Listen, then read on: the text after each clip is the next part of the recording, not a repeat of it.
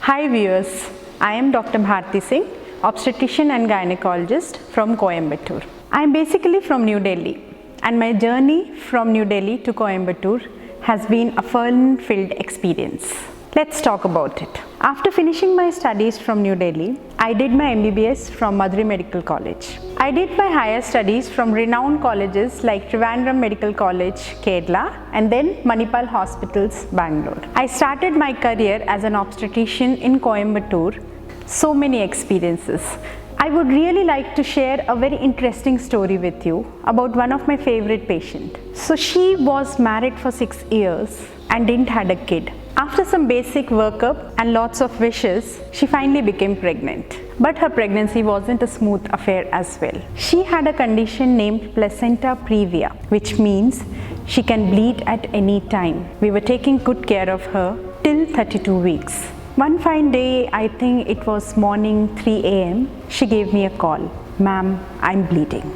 I told her to just pack up her bags and come as soon as possible to the hospital. When I saw her in the hospital, it wasn't a good picture at all. She was bleeding, the baby's heartbeat was fine for that time, and I knew I have to deliver her now. She just looked at me, ma'am, you will save me now. I just looked at her eyes and told her, yes, I will save you and your baby. After that, there were a series of events. We shifted her to a bigger center. We called an intervention radiologist, we called an anesthetist, and the full team was ready. And then finally we started an emergency cesarean section for her. And as expected, she bled. Now I had the choice to do conventionally remove her uterus or go for something which is very less popular called as internal iliac artery embolization, because if I go wrong, the patient dies. The mother was losing blood and I had to make a choice. I just thought, what will I do if I was there? And then a calculated move, I went for something which is rare but effective, internal iliac artery embolization. Everyone had a question mark on their face. What on earth made her take that decision? But I was confident. We did it. But patient went into ventilator. Everyone looked at me again. Why did you do that? I knew I will save her. And yes, after 2 days, the baby was in her hand. The mother was alive.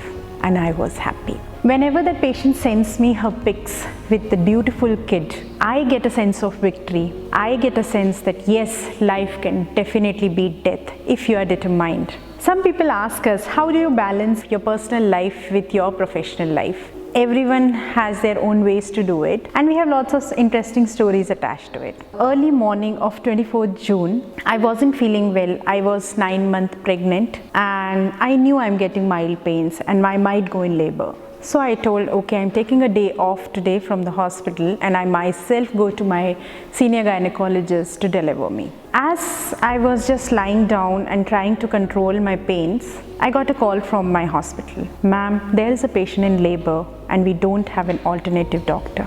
I thought, what to do?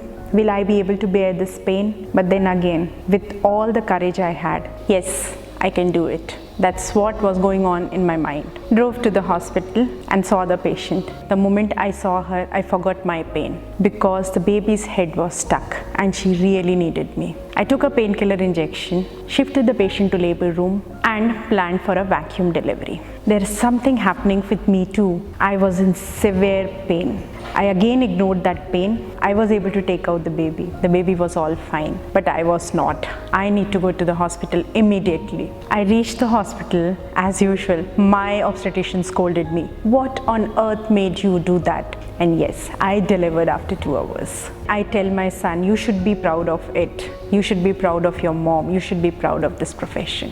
When COVID came to India, no one took it very seriously. But now we know it has been spreading in and out. All very panicky now. The same happened with my patients also. They kept on calling me, what if I get the pain? Where will I go? How I know? How is my baby? And that time, eMedHub came up with a wonderful idea of doing tele consultations.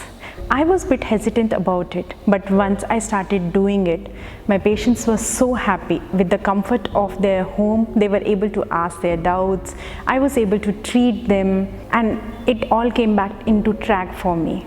I would really like to thank eMedHub for coming up with this wonderful idea of tele consultation and helping doctors out in this era of COVID pandemic. Thank you. Specialised டாக்டரை நீங்கள் consult பண்ணணும் அப்படின்னு ஆசைப்பட்டீங்கன்னா eMedHub ஆப்பை download பண்ணுங்க.